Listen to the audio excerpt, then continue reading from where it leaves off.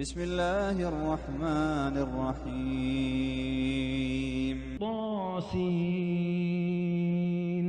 تلك آيات القرآن وكتاب مبين هدى وبشرى للمؤمنين الذين يقيمون الصلاة ويؤتون الزكاة وهم بالآخرة هم يوقنون إن الذين لا يؤمنون بالآخرة زينا لهم أعمالهم فهم يعمهون أولئك الذين لهم سوء العذاب وهم في الآخرة هم الأخسرون وإنك لتلقى القرآن من لدن حكيم عليم إذ قال موسى لأهله إني آنست نارا سآتيكم